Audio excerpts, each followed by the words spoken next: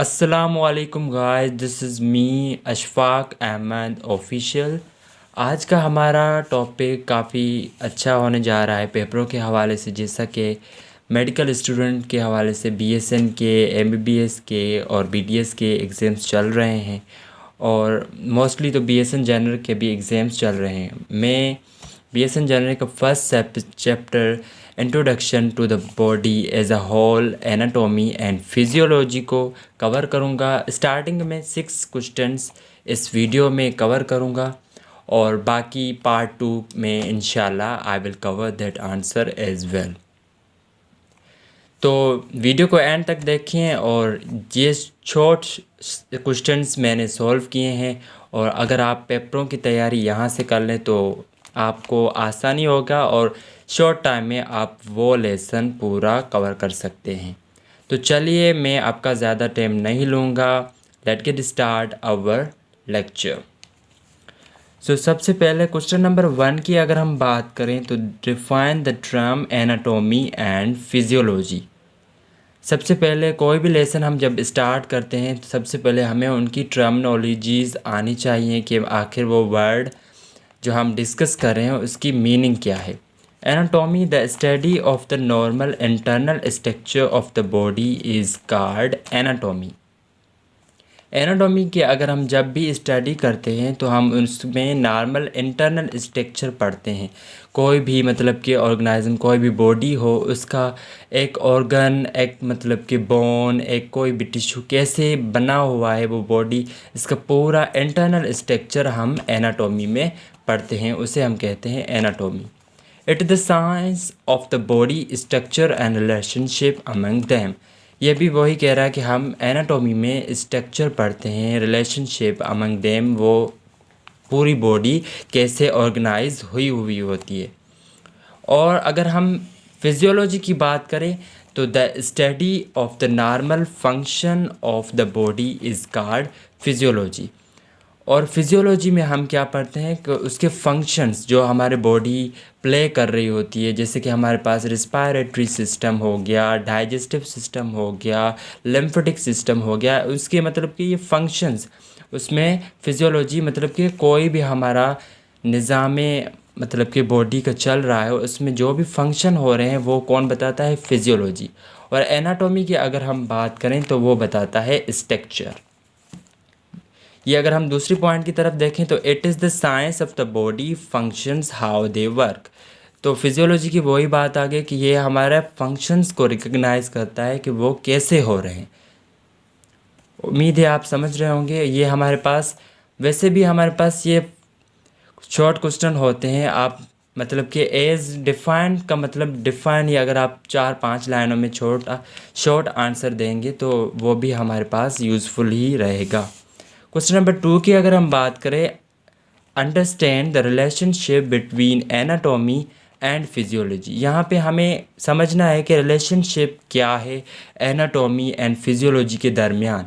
मतलब कि ये जब फंक्शंस कर रहे होते हैं इनमें लिंकेज क्या होता है, इनमें मतलब कि पर्पस क्या होता है, जो ये दोनों इकट्ठे काम किरदार अदा कर रही होती हैं। तो चलिए देखते हैं, आंसर की तरफ देखते हैं। Anatomy is all about the structure of any organ, while physiology about function of any organ of the body। जैसा कि मैंने ऊपर भी बताया हुआ है कि एनाटॉमी हमें पूरे स्ट्रक्चर का बताएगा कोई भी ऑर्गन हो, और फिजियोलॉजी हमें बताएगा फंक्शन कोई भी ऑर्गन की, मतलब कि किस भी पार्ट की कोई भी ऑर्गन है। जैसे कि हमारा हार्ट है, वो हार्ट हमें डाइजेस्टिव के मतलब प्रोसेस में काम नहीं आता, हार्ट हमारा सर्कुलेटरी सिस्टम में काम आता है। तो वो फंक्शन हमारा सर्कुलेटरी मतलब कि हार्ट वो किरदार करेगा, सिर्फ ब्लड को सर्कुलेट करेगा बॉडी में। और हम डाइजेस्टिव सिस्टम की अगर हम बात करें तो डाइजेस्टिव सिस्टम जस्ट हमारे पास वो पूरा डाइजेस्ट करने में प्रोसेस करता है। तो जिसका जो फंक्शन होगा वो मतलब कि फंक्शन वही ऑर्गन प्ले करेगा। तो फिजियोलॉजी मतलब कि फंक्शन और एनाटॉमी मतलब कि स्ट्रक्चर। अब structure determine what function take place by the organ. वही बात आ रही है कि स्ट्रक्चर जो है वो डिटरमाइन ऑर्गेनाइज करेगा कि कौन सा फंक्शन कौन सा ऑर्गन प्ले कर रहा है। एग्जाम्पल की तरफ आप देखें, lungs can not pump the blood. हमारा लंग्स ब्लड पंप कर सकता है बॉडी में? जाहिर सी बात है नहीं, वो लंग्स हमारे पास ब्लड को कभी भी सप्लाई नहीं करेगा। स्ट्रक्चर हमेशा डिटरमाइन करता है कि कौन सा ऑर्गन कौन सा फंक्शन प्ले कर सकता है। अगर हम थर्ड पॉइंट की तरफ देखें तो if the structure of any organ is abnormal then the function will be also be abnormal vice versa. यहाँ पे ये कह रहा है कि हमारा लेट सपोर्ट हमारा एक ऑर्गन का स्ट्रक्चर ही मतलब कि एबनॉर्मल है तो वो फंक्शन भी एबनॉर्मल प्ले करेगा, ना कि वो मतलब कि पूरा करेक्ट फंक्शन प्ले करेगा नहीं। अगर उस चीज़ का स्ट्रक्चर ही ख़राब है तो वो ऑटोमेटिकली वो फंक्शन भी प्ले नहीं कर सकता। तो ये होता है हमारे पास understand the relationship between anatomy and physiology. जब एक ऑर्गन अच्छी तरह से फंक्शन प्ले कर रहा है तो साथ ही साथ उसका स्ट्रक्चर ही डिटरमाइन पूरी तरीके के साथ वर्क कर रही होती है। अगर एक बॉडी के ऑर्गन का स्ट्रक्चर ही एबनॉर्मल होगा तो फंक्शन भी ऑटोमेटिकली एबनॉर्मल होगा। नाउ क्वेश्चन नंबर थर्ड की अगर हम बात करें, define level of organisation of the body. यहाँ पर मतलब कि हमारा बॉडी जो है, जैसे कि हमारे पास सेल हो गए, उसके बाद टिश्यूज़ हो गए, ऑर्गन हो गए, ये पूरा हमारा जो बॉडी ऑर्गेनाइज हुई है वो इसके हम बात करेंगे कि define level of organisation of the body. Human body is organized very amazingly at different level starting from cell to organism level। हमारी बॉडी सेल से स्टार्ट होती है ऑर्गेनिज्म लेवल पर ख़त्म होती है। स्टार्टिंग पॉइंट में हमारे पास क्या होते हैं, केमिकल लेवल सबसे पहले आते हैं। It is the basic level which includes atom molecule smallest unit. तो ये हमारे पास सबसे पहले जो हमारी बॉडी बनी हुई थी, एटम्स होते हैं, कुछ मॉलिक्यूल्स, स्मॉलेस्ट यूनिट। उसके बाद सेल लेवल आ जाता है। Molecules combine to form cell, the basic structural and functional unit of life. Molecules मिलके एक कंबाइन होके सेल बनाते हैं जो हमारा basic structural and functional unit है लाइफ का। उसके बाद आता है सेल के बाद tissue level. Tissue are a group of cell that work together to perform a specific function. Tissue हमारे पास ग्रुप ऑफ सेल्स होते हैं, उसके बाद ये मिलकर एक अच्छा और एक परफॉर्म करते हैं एक स्पेसिफिक फंक्शन। ऑर्गन लेवल की अगर हम बात करें, different type of tissues combine together work specifically. Organ level में डिफरेंट टिश्यूज़ मिलकर कंबाइन होके वो एक अच्छा मतलब कि टुगेदर मिलकर काम कर रहे होते हो। उसमें टिश्यूज़ में एक ग्रुप होता है टिश्यू का, तो वो परफॉर्म करता है स्पेसिफिक फंक्शन। ऑर्गन लेवल में डिफरेंट टिश्यूज़ इंक्लूड होते हैं। और ऑर्गन सिस्टम की अगर हम बात करें तो organ system a system consist of related organs with a common function such as digestive system. तो ऑर्गन सिस्टम भी यही कह रहा है कि मतलब कि ऑर्गन सिस्टम एक ऑर्गन प्रॉपरली जिसका जो फंक्शन होगा वही प्ले करेगा।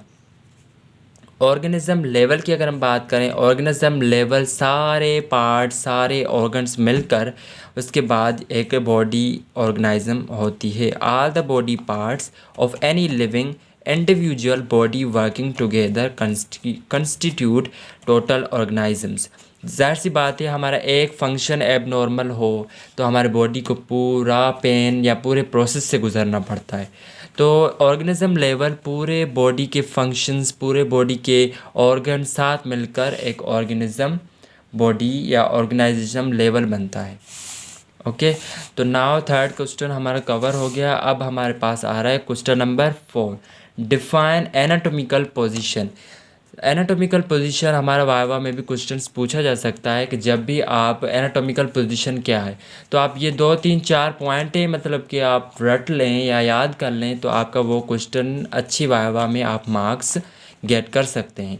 The human body is regard as starting erect, eyes looking forward towards horizon. Eyes looking हमारे पास होनी चाहिए फॉरवर्ड टूवर्ड्स हॉरिजन की तरफ। द आर्म हमारे जो है the arms by the side of the body, हमारे आर्म्स जो हैं बॉडी के साइड पे होने चाहिए। Palms of hands and twice of feet directed towards the hand, हमारे हथेलियाँ हाथ ट्वाइज जो है टूवर्ड्स फॉरवर्ड होना चाहिए। ओके, तो ये हमारा 4 क्वेश्चन है, ये भी आप पेपर के लिए लिहाज से ज़रूर याद कर लें, और वाइवा में भी ये काफ़ी मर्तबा पूछा जा सकता है। Question number 5, describe the various body plans. Body plans, हमारा मेडिकल में बॉडी प्लान्स एक अच्छा प्ले रोल कर रहा होता है। हमें इससे काफ़ी अच्छी एवोल्यूशन कर सकते हैं हम पेशेंट्स की, या किसी की सर्जरी हो रही होती है तो मतलब कि जो कट लगाना होता है या कोई प्रोसेस करना होता है तो मेडियन प्लान्स के बेसिस पे वो रिकग्नाइज कर रहे होते हैं डॉक्टर। तो हमारे पास body plans are hypothetically and geometric plans use to divide body into section. यहाँ पे वही बात आ रही है कि सेक्शन में हम बॉडी को डिवाइड करते हैं ताकि हम पेशेंट की प्रॉब्लम को इजी तरह से मतलब कि ऑब्ज़र्व कर सकें और उसका हल निकाल सकें। सबसे पहले हमारे पास मीडियन प्लान्स आ जाता है। Cut the body into equal halves vertically. हमारे बॉडी को कट करना होता है वर्टिकली, इक्वल में, बराबर में, हाफ्स में। और sagittal plan, any parallel vertical antero posterior plan to median plan. ये हमारे पास जो सजाइटल प्लान है वो बॉडी को मतलब कि कट करना होता है बीच में से, मतलब कि बैक और फ्रंट के हेड के बीच सेंटर पोजीशन पे। वो मैं वीडियो भी अपलोड करूँगा ताकि आप वो मीडियल प्लान पूरा देख सकें। कोरोनल प्लान की अगर हम बात करें, plan at the right angle to the sagittal plan. ये हमारा जो कोरोनल प्लान है वो पे हमारे पास कट लगता है कि right angle to the sagittal plan. और transverse plan cuts the body into parts horizontally, मतलब कि हमारा अपर पार्ट हो गया और हमारे लोअर पार्ट को कट करना हॉरिजॉन्टली, उसे हम कहते हैं transverse plan. Okay, last question नहीं कह सकते हमें, ये फर्स्ट पार्ट है, लास्ट क्वेश्चन है, इसके टोटल क्वेश्चन है तकरीबन 11 क्वेश्चन है। लास्ट क्वेश्चन 4 में वो मैं अगली वीडियो में शेयर कर दूंगा। Define the body cavities. So cavity, any space in the body of multicellular organisms containing viscera or fluid can be empty.